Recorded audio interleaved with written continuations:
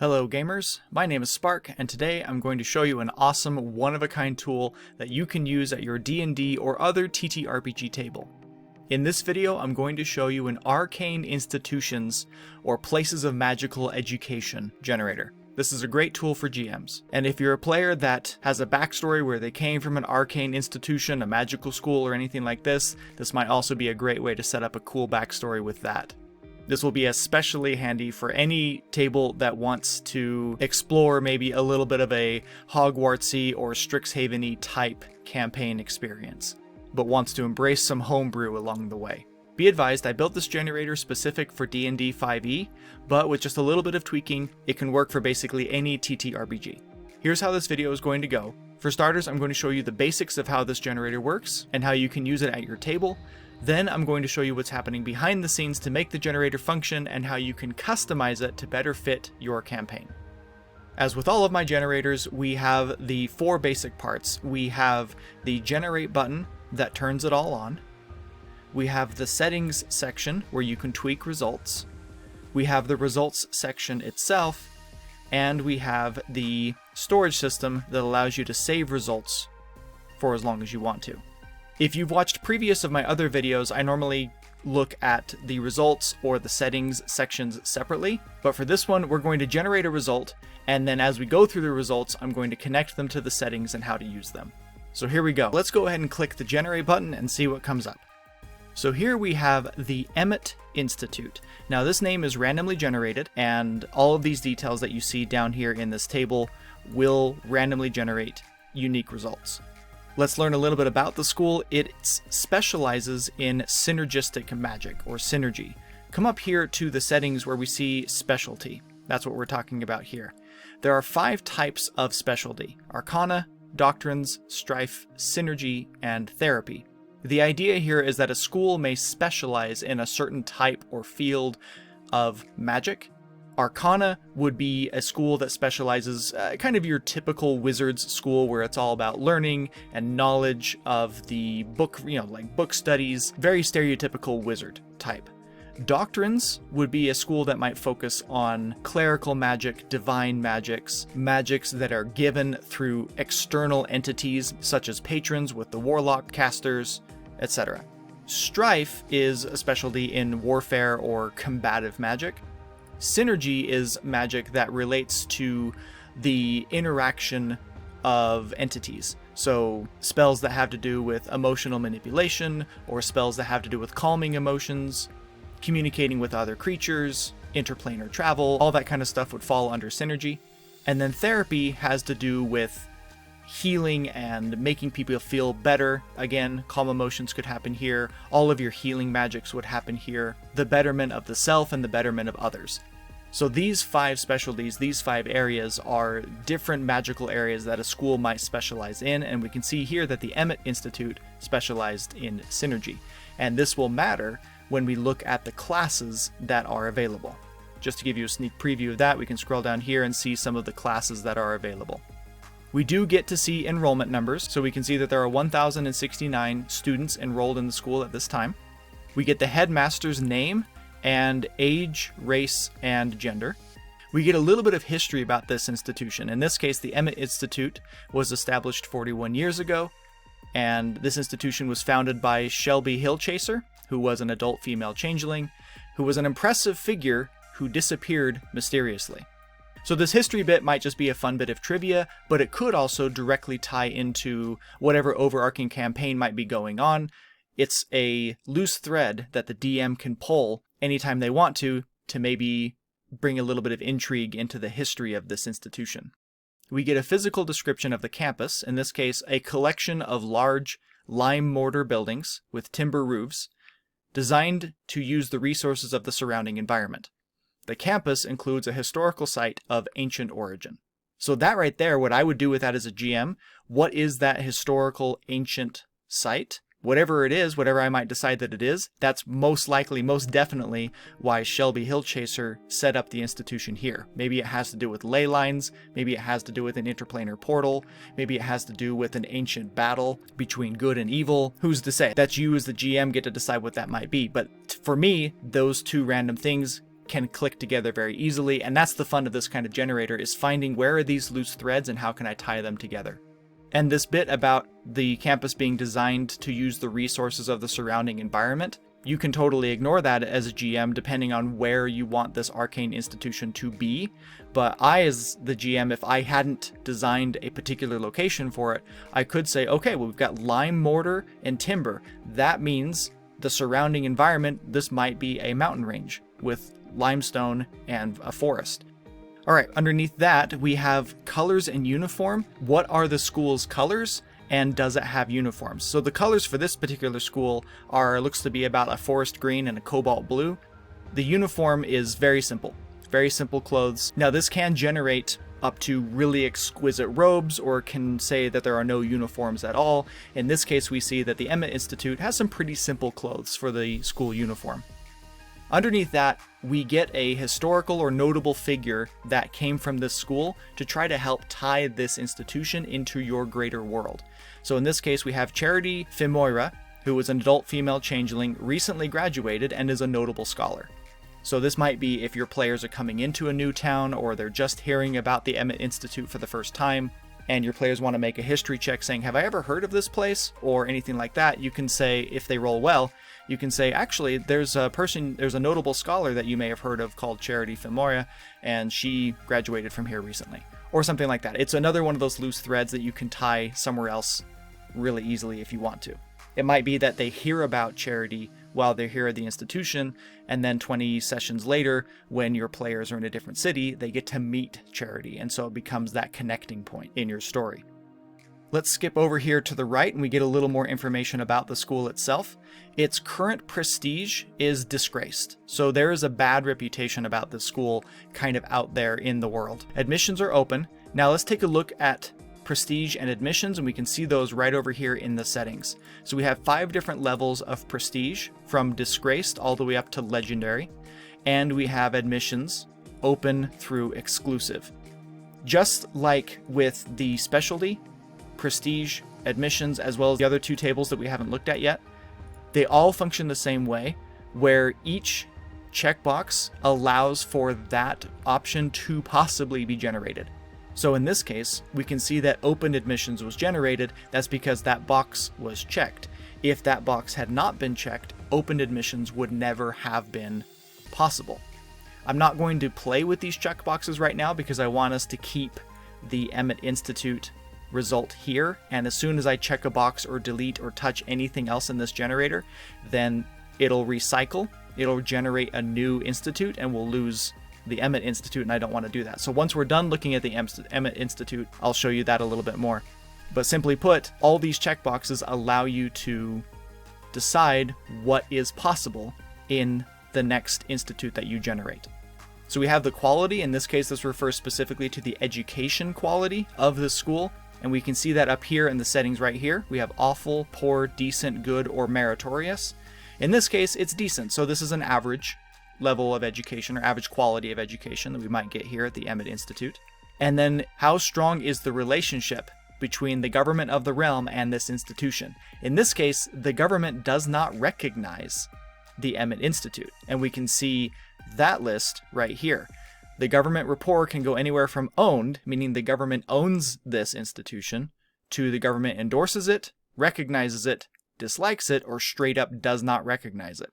And so we see that this institution is unrecognized, and that might play very well into why it's disgraced. And then you as the GM can decide, why doesn't the government recognize and why is it disgraced? It could be that it's just too young. I mean, this was only established 41 years ago. And so maybe it just hasn't built up enough of a following or enough of a prestige for the government to recognize it. That would be a really easy way to tie all 3 of these prestige, rapport, and history elements together. And then up here in the top right corner, we see its current tuition rate. It's 25 gold pieces per year. As I've already mentioned earlier, you can tweak the settings on everything in here, but the way that I run gold in my campaigns, essentially 1 gold piece in my campaign equates to about 100 United States dollars. That's about how I run it. So this is essentially saying that it's $2,500 a year, which would, be the equivalent of a community college, right? A really cheap community college or something like that. Which again, might make sense for it to be that affordable, given that it is an unrecognized, disgraced institution. The tuition cost of any institution that you generate here will be directly impacted by the institution's prestige, quality, rapport, and other factors. Now let's come down here into this middle section and go through this. So graduation requirements, you only need to pass 5 courses. That might be another reason why the quality is only decent, or it's a disgraced prestige or anything like that. Only having to pass 5 courses might not sound like that big of a deal, especially when it's only 25 GP per year, but you as a GM, if you wanted to make it a little bit more of an intensive process for your players, or just to give the school a little bit more of a backbone, you could say, yeah, but you can only take 1 course per year, or you can only take 2 courses per year, and those courses are very intensive. You could do that. You can play with this however you want to make the students' experience whatever you want it to be. We get the demographics of the school. You may have noticed that everybody we've talked about in this institution so far has been a changeling, and that's because this is a school for changelings, which would give you another thread that you could pull to why it might be unrecognized or disgraced. Now I want to go back because I forgot to mention the settings. Right here in the settings there's tuition per, and you can set it to tuition per class, tuition per quarter, tuition per trimester, semester, or year. And you can set it to random. So in this case, it was set to random and it came up with per year. Now with the demographics, there's settings for that too. You see those right here under races and genders. You can set specific race if you want to, or you can set all races, dominant races only, minority races only, dominant races favored, minority races favored. These 4 settings, dominant, minority, will not just say dominant only in the results in the generator. They will generate races that fall within that category, the category of dominant races or the category of minority races. What are those races? What races fall under those categories? I will show you that in the second half of this video when we get into customization, and you can tweak which races you want in which categories. So given that races was set to random, it wound up choosing changeling. Going back to the center of the generator here, there's the housing section. Where are the students living when they're not in the classroom? We have on-campus housing and we have off-campus housing. In this case, on-campus housing is 24 copper pieces per night, and off-campus housing in this institution's case is forbidden. You're not allowed to live off-campus. But the daily rent, the 24 copper pieces per night, all you'd have to do is multiply that by how many days are in a month, and that would give you your monthly rent. 24 times 30 is 720, and so essentially like $720, because in my world, a copper is equivalent to $1. Basically, we're saying rent on campus is $720 per month. And again, you can tweak those settings. You can even change the denomination if you want to have it bump up to silvers or golds. Again, I'll show you that in the settings section. Coming down here into this box where it says the school is somewhat of a party school, the administration generally encourages revelry. And then we have a little section about upcoming events. So in this case, we have a visiting expert. Some sort of expert in some sort of field of magic is coming to visit the Emmett Institute. They're not going to show up for several months, but everybody is super excited about it. The anticipation is wild for this expert. So that gives you, the GM, again, another thread you can pull. Who is this expert? And before we go on any further, I want to come back up and show you a couple more settings. So under students' tone, we have random or intuitive. I'll show you what those mean in the second half of the video when we look at the settings. We also have the school's age, and you can set this to random, custom, recent, settled, or historic. And each of those will have different meanings, different results. It was set to custom, which means it's going to be pulling from a table of odds. What are the odds that it's recent? What are the odds that it's ancient or historic? And based on that percentage table that I'll show you in the second half of this video, we got something that was pretty recent here in the last 41 years. Okay, and jumping over here to the right of the table, we get some information and demographics. There are 10 professors in this school, and we do get a distribution of the students' dedication level. So we can see that primarily the students of this school are scholarly and studious. The vast majority of the students of this school care about their education and are trying hard. But we do see that there are some casuals and some people who don't care at all, and then we've got a few of those hardcore zealous students. You can change these so that they're not displayed in numbers. If you want, this is what display in count versus percent is for in the settings.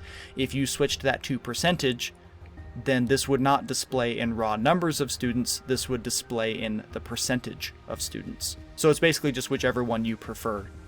And then down here we have popular clubs that are in the school. There's an oratory club run by Wilbur Kraft, who's a young adult male changeling.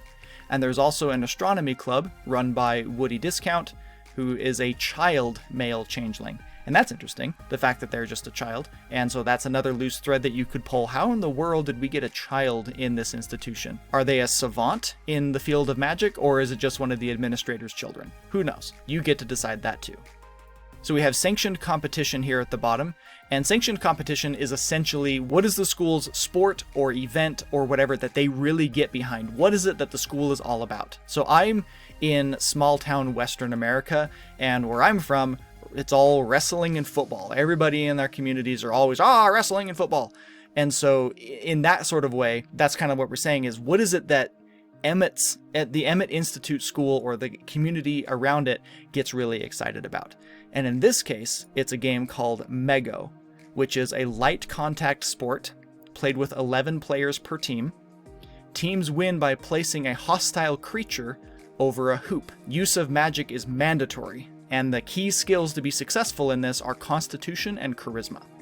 Now, I just gave you some enigmatic pieces here, and you would need to flesh it out and decide what is Mego and how is it played. What is the hostile creature? Are we talking about a angry cat? Are we talking about a raging bull? Are we talking about a feisty leprechaun that's casting magic to make it harder on the players to do their thing? So for me, the way I read this, I'm like, okay, 11 players per team. That's kind of like football, American football. But instead of it being a football, it's a creature, and so we need to move this creature, which I would immediately say, okay, so the rules are you can't kill it or hurt it too much. And the players have to be using magic. That's probably why it's a light contact sport. We're not supposed to be slamming into each other. But we do need lots of Constitution, so that would tell me there's going to be a lot of running around for the Constitution element, and lots of Charisma. So that means maybe we're having to interact with the creature a lot. When I think about a game or a sport that requires a lot of Charisma, I think teamwork. And I think, well, think about the skills that are in the D&D 5e skill tree, right, that use charisma. There's deception, performance, and persuasion. And so think of ways in which the game that your players might play in this Mego would need to use persuasion, deception, or performance to be successful in the game. And then find out ways that they need to use Constitution to be successful, and then combine those together and just use your imagination, and there you go. You just created a new game. So that's why I just give you some enigmatic pieces here, and I allow your imagination to go from there. And then if you don't want to, you can give this description to your players and say, okay guys, tell me what this game is. And you can let your players help create the world as well. It doesn't have to all be on you. Bring your players in on the creation process. And the very last thing that this generator will produce for you is there a job opening in the institution? In this case, there is a job opening at the Emmett Institute as a chef. So we need a cook. And so maybe one of your players wants to apply for that job, or if your players aren't going to be attending the institute, but you want the institute to be present in the city that your players are working in or adventuring in, then the fact that there's a job opening in the chef, maybe that means that the previous chef got murdered or got fired because of X, Y, and Z, and you can find a way to tie that in to what's happening in the city and why your players are there in the first place. So coming back up to the settings here really quick to finish out the settings, we do have the sanctioned competition, and you can set random or none if you don't want any sanctioned competitions, or you can do competitions that deal with range or table. So range means like it takes place on a range, as in to say on a field. So range competitions would be things like American football or like American soccer, or, traditional football or baseball or anything that takes place out on a field. And then table games would be things like chess or cards or anything where the competition would be people sitting around a table or indoors or something that's much more physically low key. And so you can use these settings to determine if you want range or table or random or none at all. Okay. So we've examined all of the settings, and we've taken a look at the Emmett Institute as a whole, but if we scroll down, we do see that there are 10 classes available. Now we can have a lot more classes. You can continue to scroll down and see there's room for many classes to be generated, but the number of classes that are generated is directly related to the number of professors. So there were 10 professors. Each one of them is going to be teaching one class this year, or this semester at least. And so what are those classes? Over here on the left, you have the names of the classes or the courses, and then you have the level or entry required to get into that course. So we can see we have some introductory courses that obviously anybody could attend, some intermediate courses, and some advanced courses. And then it also tells you whether seating is available. So in this case, this advanced course of What Makes a Monster, Non-Humanoid Sentient Creatures, is full. If your players wanted to attend that, they probably wouldn't be able to, or they would have to try to bribe somebody. We have required materials. So each class can require a textbook, magical components, PPE, which stands for Personal Protective Equipment. We just went through COVID-19 not that long ago, so a lot of us might be familiar with what PPE might mean. Obviously, PPE in the context of a magical school could be very, very different than PPE in the context of a worldwide pandemic. I think of PPE in the context of a magical school, meaning magical shields, wards, goggles, thick leather aprons and gloves. Depends on what the class is. So just for giggles, this third one, caring for magical creatures that requires PPE, yeah, that makes sense. You're caring for magical creatures. You're going to have things that bite, things that sting, things that are venomous, things that are poisonous, and you're definitely going to want some PPE for that. And so whether a course requires a textbook, requires components, or requires PPE is actually a pretty good way to describe what's happening in that course. The fact that What Makes a Monster requires textbooks and components but no PPE probably means we're not going to be directly interacting with monsters in this class, because otherwise they would probably want PPE. Whereas Topologies of Summoning Circles, which does require textbooks, components, and PPE, tells you that we're probably going to be summoning stuff. And who knows how well behaved that stuff will be. You also do get a class fee, just like many colleges or institutions have class fees in addition to tuition. So in this case, What Makes a Monster has a high class fee. As a general rule, the higher level classes will have a higher class fee. And then lastly, you get the professors for each course, and you get their name. So you get just the first initial. So it's Professor P. Teledaki, who is an old male changeling of the Warlock class. So I do give you the classes there, and this is again where it's D&D 5e specific, but if you're playing any other TTRPG and the classes are different, I can show you in the settings how to tweak that so that you can get different classes to generate. And you can get some really interesting stories here too. The fact that we have a class here that's What Makes a Monster being taught by a Warlock. That's really interesting, and that would be very different than a course that's What Makes a Monster taught by an Artificer. Right? Those are two very different experiences in my head of how a warlock would teach a course like that versus an artificer versus a wizard versus a sorcerer versus a cleric. Right? Very interesting versus a druid. Very different and interesting experiences based upon what type of caster the professor is. We get the popularity of that professor. In this case, Professor Teledaki is a popular professor. People like him. That might explain why there's no open seating. And he cannot be bribed. So some of these professors can be bribed. In this case, Professor Cleartree can be bribed with arcane tomes. So this might be for some of your players who maybe want to fudge the rules a little bit. This professor, Professor Femoira, that's a name we recognize, isn't it? That's up here, Charity Femoira. This is our Femoira. Ooh, that's cool. They're related, obviously. I mean, if you're going to have the odds of a name repeating itself in this generator are really low. So if you've got a repeating last name like that, absolutely they know each other. Ooh, that'd be fun. As a GM, right, my GM brain's going, how do these two know each other? Is this a sibling? Is this a parent? Ooh, cool. Anyway, Professor Femoira can be bribed with incriminating secrets.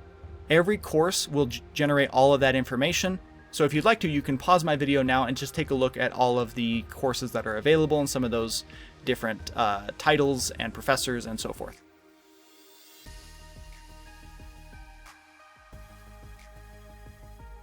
Okay, so that is the generator as a whole. You've got the institution and you've got the classes that it teaches. Let's scroll down to the bottom, and I'm going to show you how to save these in the storage system. Before I do that, let me tell you why this matters. I mentioned before that I didn't want to change any of these checkboxes or anything, because if I did, the Emmett Institute would change to something else and it would be gone forever. That's because pretty much everything that we've talked about, all of this stuff in the results, is all what's called a volatile cell.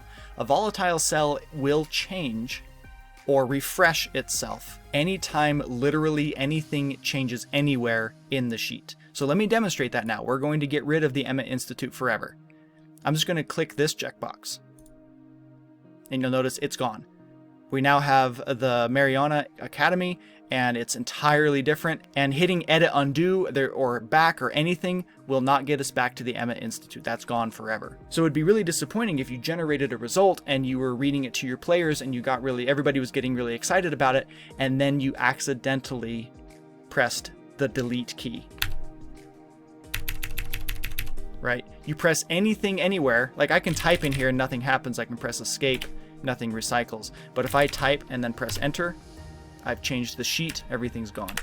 So it'd be really sad for that to happen to you accidentally. And so I give you a place where you can save all of this, where it will not be refreshed, where the cells will no longer be volatile. And that's what the storage system is down here at the bottom. So I've given you 3 slots where you can save the school and all of its classes.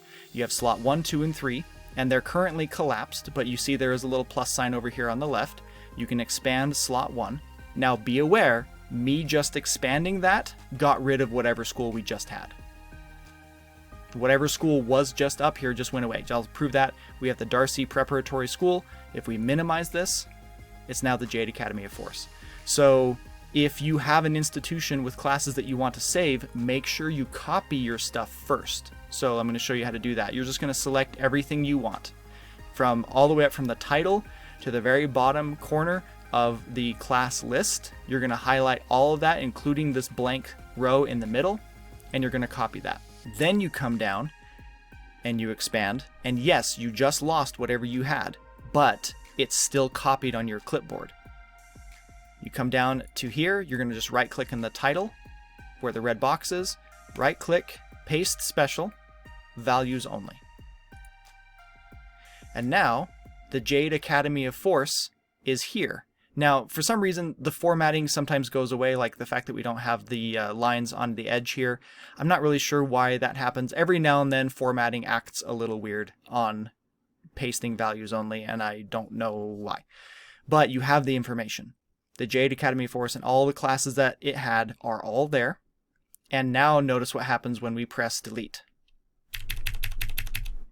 Nothing is the short answer. But I can scroll up a little bit, and up here, we're cycling. But back down here in the storage system, we're not. And so that's the benefit of the storage system, is it gives you a place to store your generated results where they won't go away. And then what you can do, you can just come back over here to the minimize button, but it lets you know that slot 1 is full, and you can maximize it and it's still there, nothing is lost. And so it's a really easy way for you to save up to 3 different Arcane institutions until you have a better place to put them, or just to save them there forever. You can edit the title, you can edit the notes. Feel free to type over any of this stuff that you want to. So we could come in here and say this is Emmett Institute located in the blah blah blah, and just say whatever notes you want to put in there. And now you know which school that is. You've got some notes about it. You do that with 2 other ones, and now you're ready for any time your players want to go check out an Arcane institution. Okay, so we've looked at all of the basic functionality of the Arcane institutions and places of magical education generator. This isn't my only generator. I have dozens of others that I think you'll find interesting. This table that you see on screen now is a list of all the generators that I've created, and which of them at the time of publishing this video have video tutorials like this one. And I get to make a fun special little announcement to any of you who have been going through my videos. I just barely decided that I wanted to create a new generator, and so I've added it here. I'm in the process of creating an entrepreneurship generator for the players who want to run a business in the game. All of my random generators are available for download on buymeacoffee.com for just a couple bucks. Links are in the description. If you're enjoying this video, now would be a great time to share it with other gamers. Please hit the like button and subscribe, it really helps me out. Now, it's customization that sets my random generators apart from all the others. If you're a widely experienced GM, this probably isn't your first random generator that you've ever played with, but it will probably be your last, because no other tool has allowed you to customize the code and the master lists so that you can personally craft your own spectrum of results. And that's what I'm going to show you now. I'm now going to show you how to customize this generator. Now, this is a very detailed generator, as you've just seen. There's a lot of things happening here with a lot of randomness included. And so buckle up, because there's a lot of things here that you can tweak so that you can produce the type of arcane institutions that you want. Down in the bottom left corner, you will see that there is a reference tab. All of my generators have a reference tab. You can click on that, and you see we have not a few sections here where you can get in and tweak the results. Notice these customization sections include columns A through DK, so there's a lot here. Each one of these you can expand open, and for this first one is for the school name. So the first thing that we notice when we expand this section is what I call the Mad Lib section. As a general rule, as you're going forward throughout the rest of this customization, anything that's in gray, you probably aren't going to touch. And I'm going to be very specific as we move forward what things you can and cannot touch. So in this case, the only things you can change are below the gray cells here. We have 3 columns. We have an adjective column, a noun column, and an institution column. So if we look back over here at the results, we currently have the Kiexador White Lyceum. Now, Kiexador isn't anywhere on this list, but where is it? Well, it's showing up right here. So sometimes the arcane institution's name will pull a name, and that comes from somewhere else in the settings over here to the right. We have 5 different Mad Libs here that can be produced. Which one of these 3 sentence structures or title structures is used is based upon a rand between, or a random generator between 1 and 5. 1, 2, 3, 4, 5, whichever number pops up here will be which one we use down here. And so you can see that some of them don't use adjectives, but some of them do. Specifically, options 2 and 3 will use something from the adjective list. So currently 3 is in use, which means there is an adjective in the title. We can look over and see the word white. White is an adjective right there. So any words you want to add that might come up as an adjective in the title of your school, you can add in column B. Now, you can add as many as you want. You can go down for 10,000 cells if you want to. You can make as many adjective additions to this list as you want to. Adding things and removing things to lists is one of the biggest factors of the customization part of this generator. And so I'm going to explain this once, and I'm going to assume that you understand, because I'm not going to explain it again, because otherwise this would take 20 years to go through this customization setting. There are a ton of lists in this customization list, and so you need to know how to add and remove to them.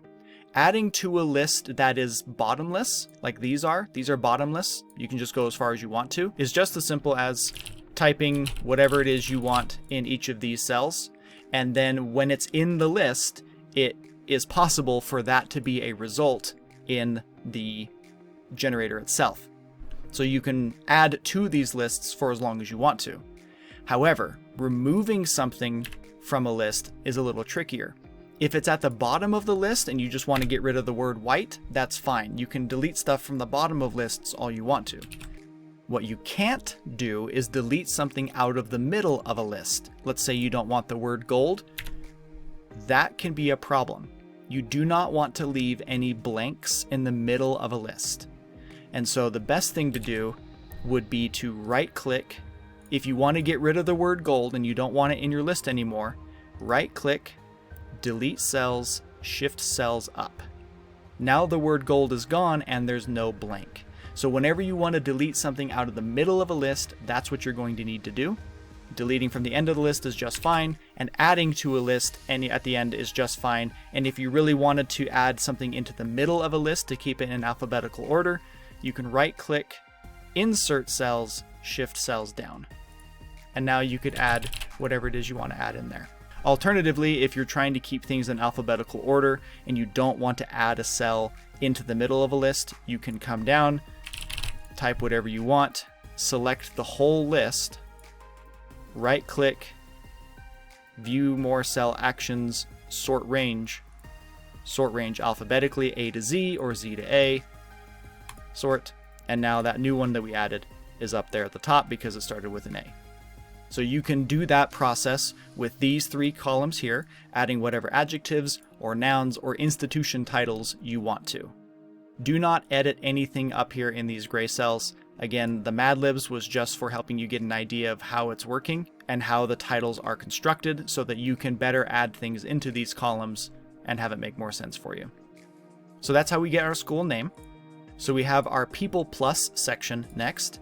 And this can look a little intimidating, but you're not going to touch most of it. So columns M through T, all of this stuff over here, do not touch. This is all just functionality. This is all here just making the generator work. Do not touch anything in these columns. However, over here in columns F through I, we have the name generator. These are the lists of names and first initials that the entire generator uses. So we have a list of male first names, we have a list of female first names, we have a list of surnames, and we have a list of initials.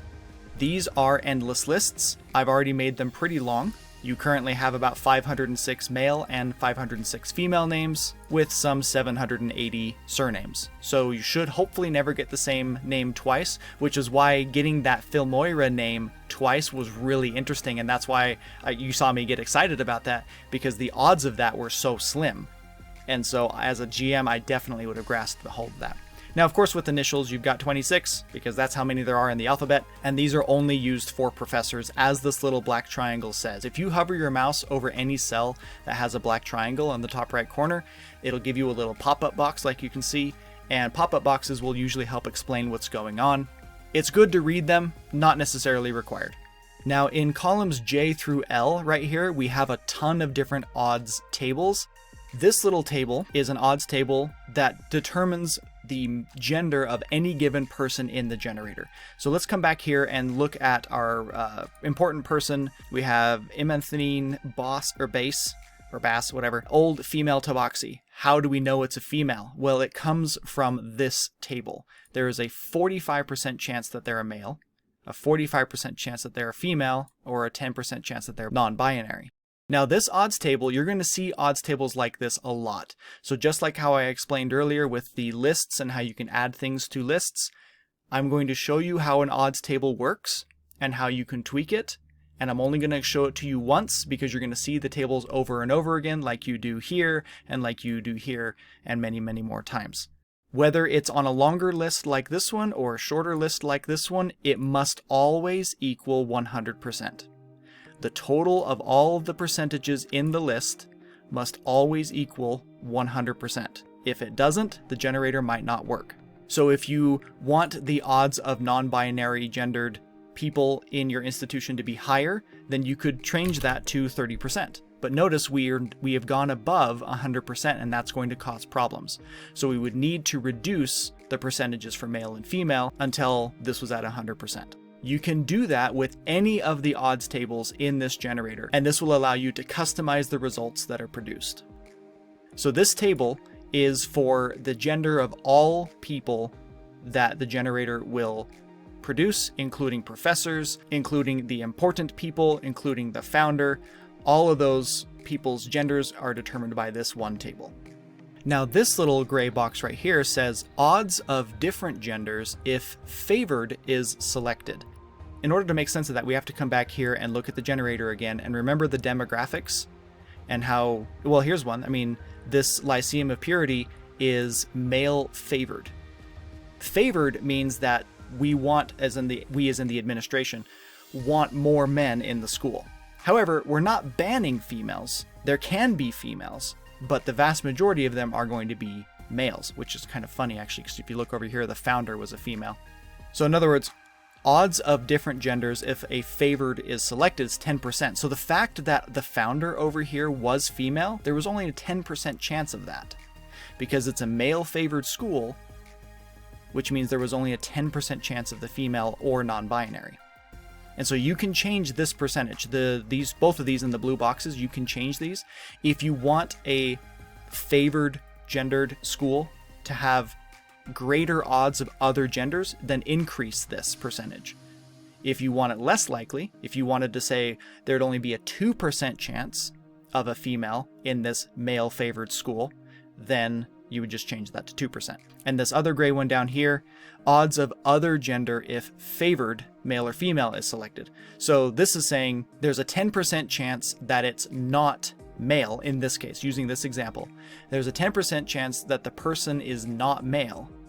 And then there's only a 5% chance that that non-male will be other. And so that would mean there's a 95% chance that it's female in this particular example.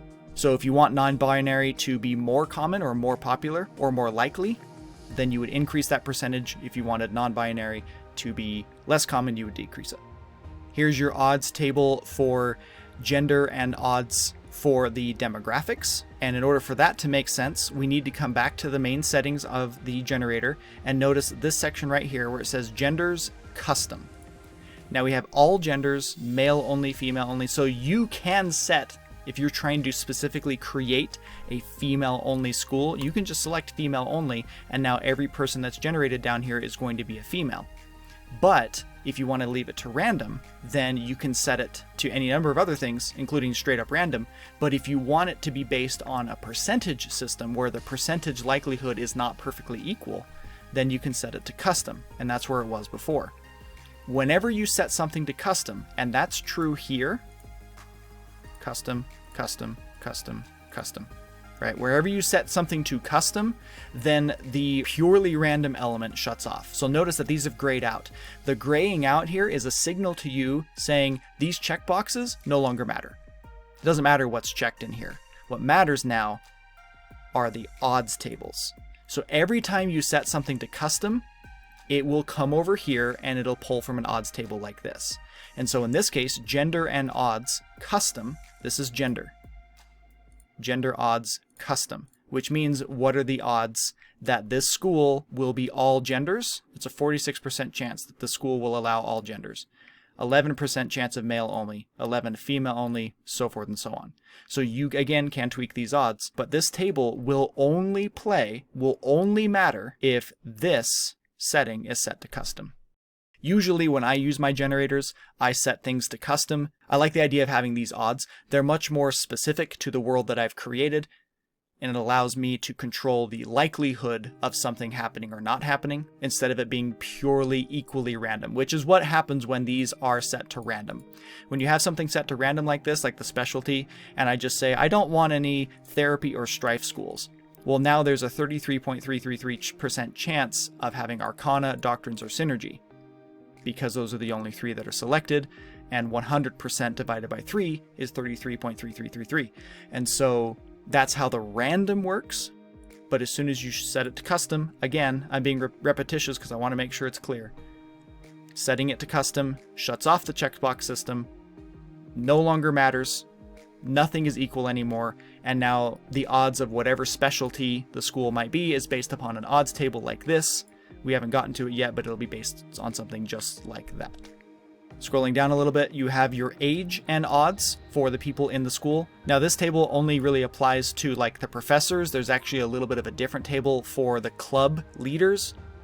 Now remember when we came back here and we were talking about the demographics being race specific, and that first one, the Emmett Institute, was a changeling specific race, and I talked to you about changing preferred races in this list. This is where we can edit that now. We have dominant races section. Now this is a capped list. Notice there's the bottom line down here. So you cannot add to this list infinitely. So you can add to this list what races in your world are considered dominant races and what races in your world are considered minority races. You can add to those lists. Again, notice the cap. Now you have 3 different odds boxes here with the gray and blue. This one says all races, odds of minority race result. And then the pop-up box says this percentage determines the likelihood of a minority race being generated if the clientele is set to all races. So when you come over here in gender in races and you set to all races, what is the likelihood of the minority race being a selection? Only 15%. In other words, 85% chance that it'll pull from here. You can change that. DM, meaning dominant and minority. Favored, odds of opposite race result. So, in other words, if you come back over here and you set this to minority favored, we've set it to a minority favored school, what is the likelihood that we will have a dominant professor or a professor from a dominant race? In this case, 10%. And that would go vice versa as well. If we set this to dominant favored, what is the likelihood of a minority race? 10%. Again, that only matters when it's set to favored, like minority favored or dominant favored. If it's set to dominant only, then minority will not be present, or vice versa. Odds of random clientele resulting in a singular race. This percentage determines the likelihood of the main settings for clientele set to random resulting in a single race rather than a group. So remember, we have over here, we can set this to random. So if I set this to random, what are the odds that under random, it will select a single race? So we've set it to random and it only picks elves or changelings like we had earlier.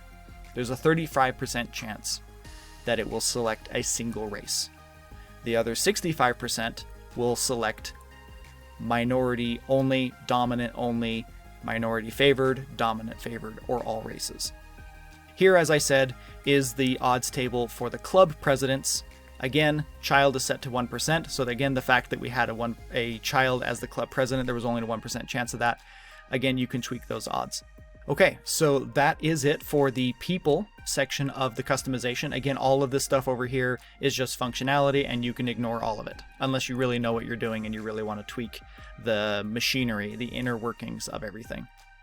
Close that one and open up the prestige section. Here we just have a bunch of odds tables, so it's really simple. What are the odds of the different levels of prestige when set to custom? Again, over here, prestige is right here, and currently it is set to custom. So this is your odds table of prestige when set to custom. And then below that, we have the entrance odds. So if we come back over here to the generator, we can see that admissions, in this case, is exclusive. Now, admissions settings were right here, and we have it set to random currently, which means it'll just pull off of these checkboxes. But you can change it to intuitive.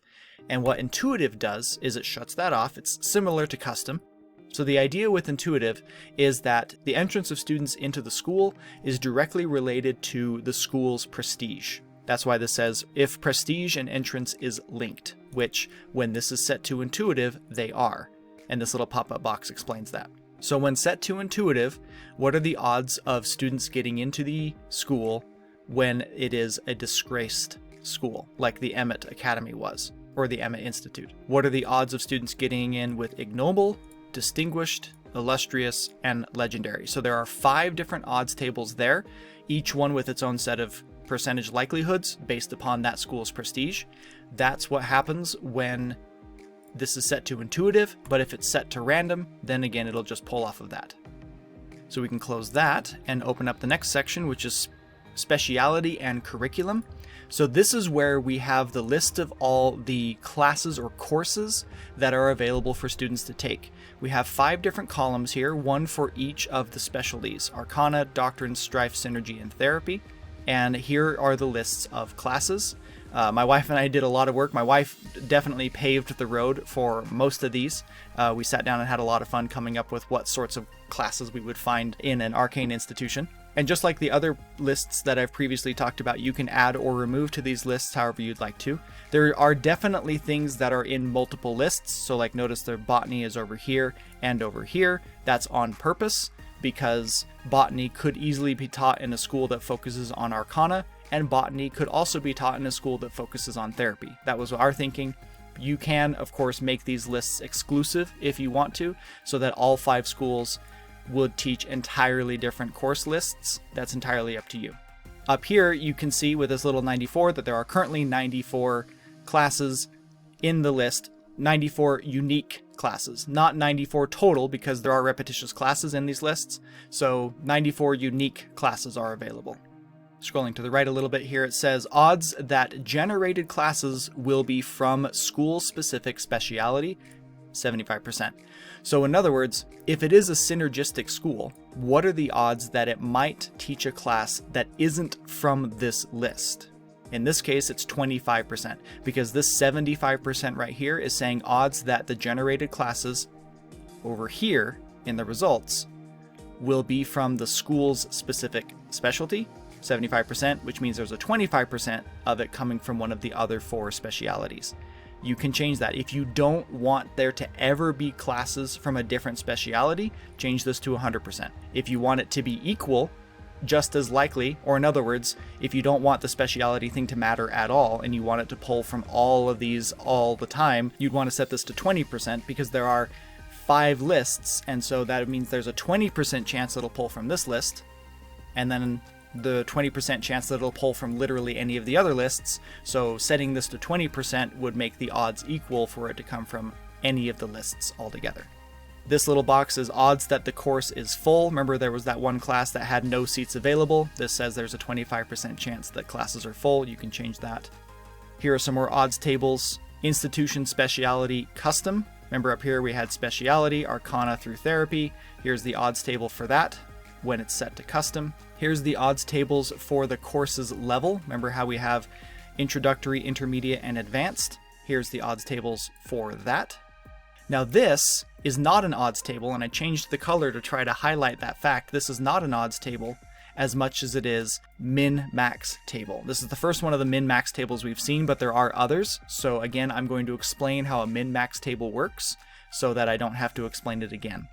In this particular table, it's asking how much are the course materials, or in other words, the cost, in this case, 226 silver pieces for this one. What is the min-max, or in other words, what is the minimum and the maximum cost of a course based upon that course's level? So an introductory course will be anywhere between 5 and 50 silver pieces.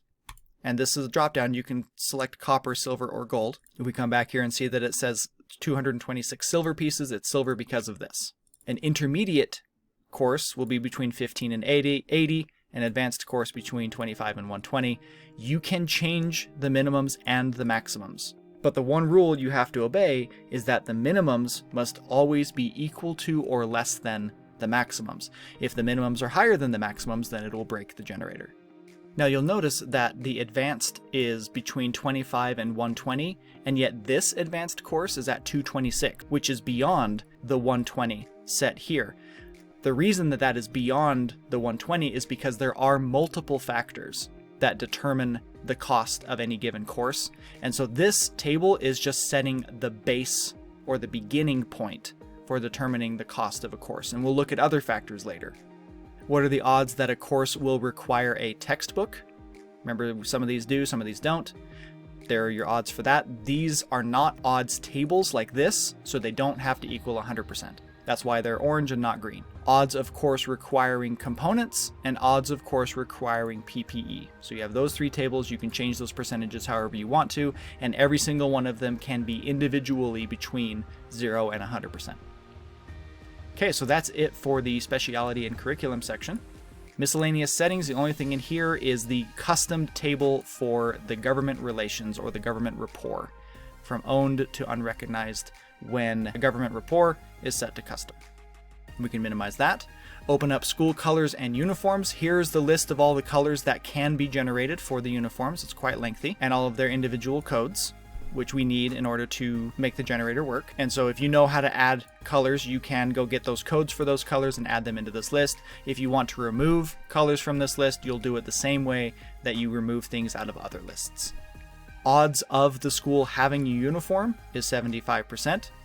And then these are the different types of uniforms that might come up. Remember the Emmett Institute, I think is what it was called, had simple clothes. These are all the options there. So this is a list that you can add to, but notice that it does have a cap down here. So I gave you plenty of free space that you can add a whole bunch of new stuff into. So that's all that's in that section. Education quality is a bunch of odds tables. Education quality for when education quality is set to custom, awful through meritorious. But if it's set to intuitive, let's jump back really quick. So education quality set to custom, it's going to use this table. If education quality is set to random, it's going to use these checkboxes. But there is a third option with education quality set to intuitive. It doesn't use the checkboxes, and it doesn't use this odds table. It uses these odds tables. And the intuitive idea here is that the education quality of a school will be directly related to its reputation or prestige. So a disgraced school is more likely to have poor quality education, as opposed to a legendary school is more likely to have meritorious quality education. If that makes sense to you, then you would set this to intuitive. If you wanted it to be more custom, you could set it to custom, or if you wanted it to be equally random based upon checkboxes, you would set it to random. So that's what that section does. In enrollment and student body, we have another min-max table right here for the admissions modifier. Now this is specifically referring to the number of students that might be in the school. Now this current one only has 183, our other one had 1069, and so we have a min-max table based upon the admissions setting or the type of admissions that the school has. So if it's an open admission, you might have anywhere between 50 and 5,000 students. If it's an exclusive school, you'll have anywhere between 10 and 312. Now you can change these numbers just like I showed you with the other min-max table. Now these next 4 tables underneath it are modifiers, meaning that each of these different elements will affect the number of students that can be attending the school. So let's say, for example, let's take a look. Our enrollment here was 183. It is a legendary school. Admissions are hard. So hard admissions, difficult to get in, means that it generates between 20 and 625, and we got 183 in this case. But that is not the actual number that got generated between 20 and 625, because it was modified. Whatever number it was generated there got modified by these other tables. So the prestige of the school is legendary, which means that whatever number was generated between 20 and 625 was multiplied by 1.5. And then there's a modifier table here for the specialty of the school. Now they're all equal because I felt like it wouldn't really matter, but if you wanted to make it more likely for there to be more kids in an Arcana school than in a therapy school, then you could increase that to 1.25, and then it would multiply the enrollment of students in an Arcana-based school by 1.25. So you can change those numbers. Anything above 1.0 will increase the number of students. Anything below 1.0 will decrease. So you can see that up here, if the school is disgraced, it will halve the number of students that are enrolled. We also have the government rapport. If it's an unrecognized school, it will diminish the number of students enrolled. If it's an owned or endorsed, it will increase the number of students enrolled. And if it's recognized, it's a flat 1.0, which means it does not increase or decrease. Same thing with the education quality modifier. And so yes, the min-max table up here does give us the beginning base foundation for how many students are going to be enrolled in the school, but then it gets modified by everything else. Now, if you don't want these things to play at all, you don't want any of these modifiers to play, then just change everything to 1.0. Looking to the right just a little bit, we have student dedication distribution. Remember how I said we looked over here and we saw how many people were really scholarly or studious versus apathetic or zealous or whatever? This is where that comes from. So let's come back here to the main settings under students tone, and you'll notice we have random and intuitive. When it's set to random, it will pull from this table. And this is asking, what is the percentage likelihood of zealous students? Students that are hardcore in their education. If it's set to random, then it'll be between 0 and 33%. This is another min-max table. However, if you set this to intuitive, as it currently is, then it will pull from this min-max table, where the percentage of zealous students is based upon the prestige of that school. So you can change the min-maxes on this. You can ignore this stuff down here. That's just part of the functionality of the generator. Now in this last one, we have the nightlife and revelry. That came from this part right here in the generator. The school is definitely not a party school. The administration generally encourages revelry. This gray box is the Mad Lib, so you're not going to do anything there, but it does show you how the sentence is constructed. We have adjective list number 1 and adjective list number 2. So these are infinite lists. You can add to these lists as long as you want to. If you want to make definitely not more common, what you can do is just add a bunch more definitely nots, and now it's much more likely that definitely not will be selected.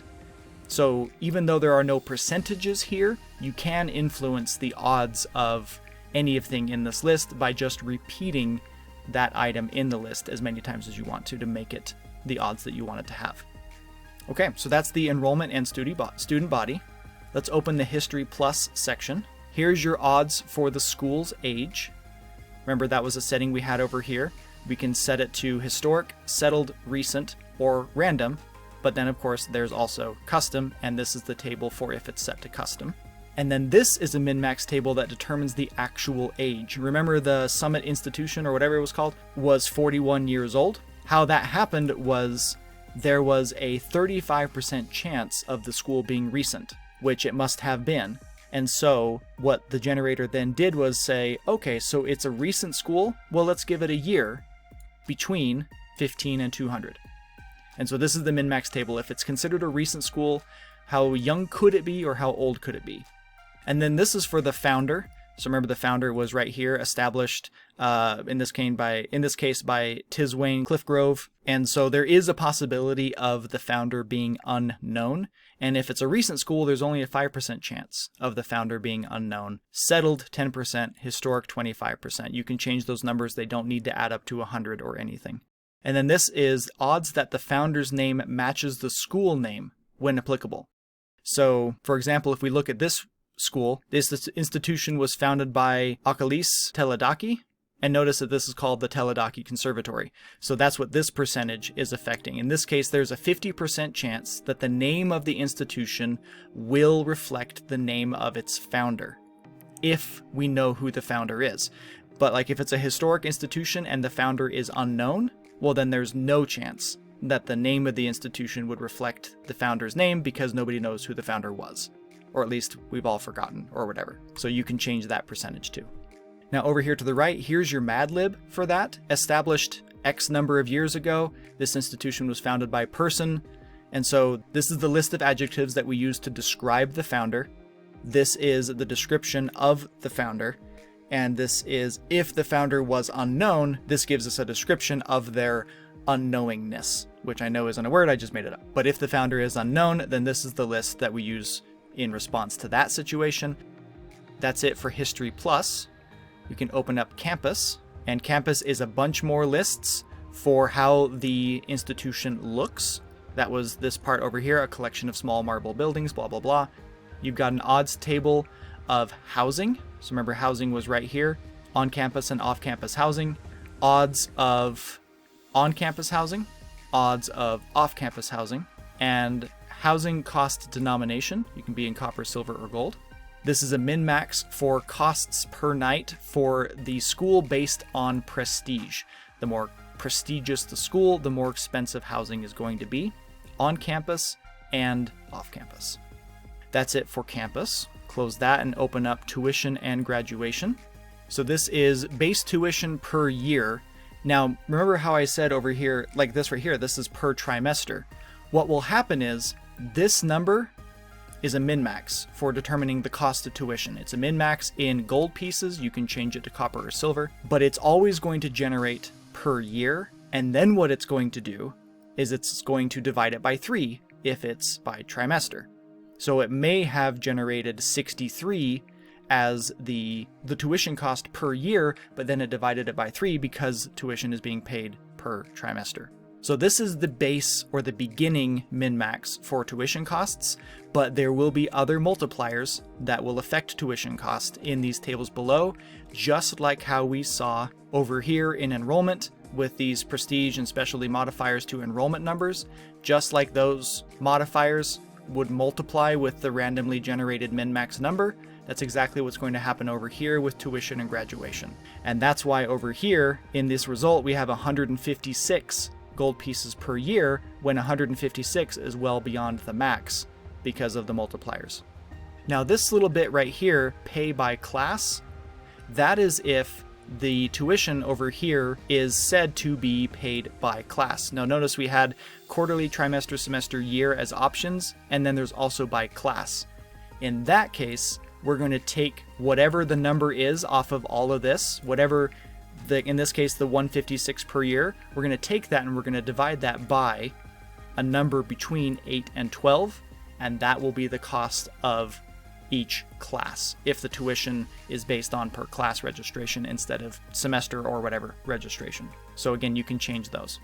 You can ignore these gray boxes right here. And then over here we have information on graduation, number of past courses needed to graduate, min-max between 8 and 12, but then that number is going to get modified by these other factors, again, resulting in this case, like the Witchcraft Seminary, where you only need 6 courses, even though 6 is less than the minimum 8.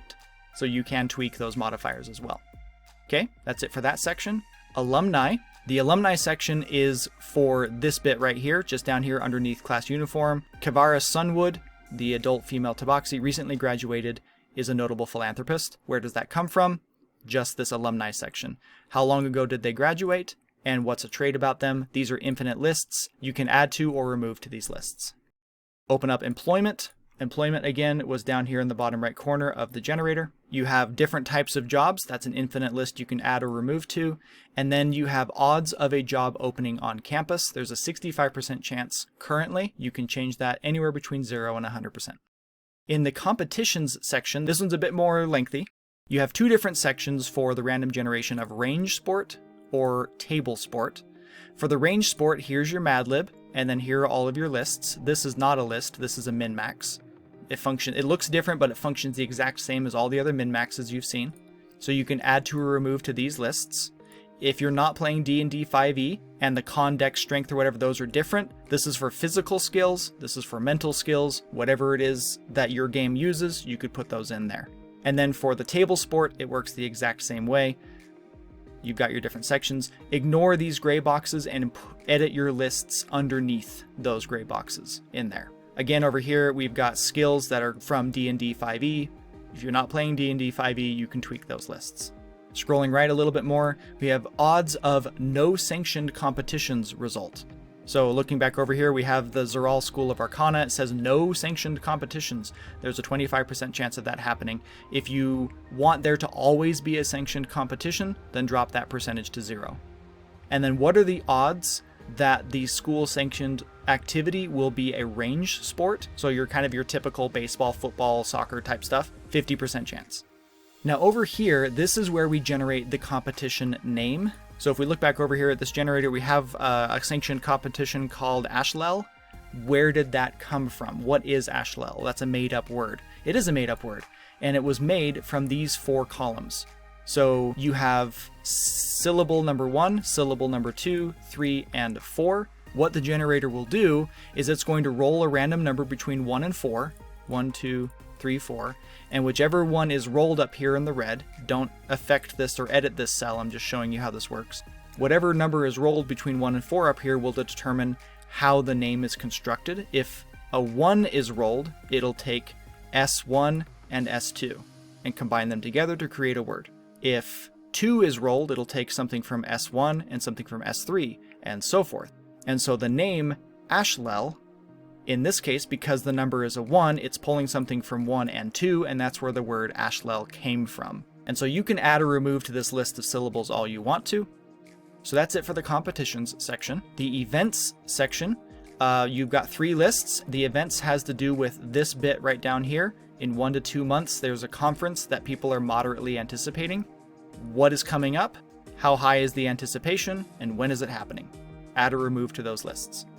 Under the clubs section, we have different types of clubs. We've got more kinesthetic clubs that are more physically based, and we have more cerebral clubs that are more concentration and intelligence based. Add or remove to those lists.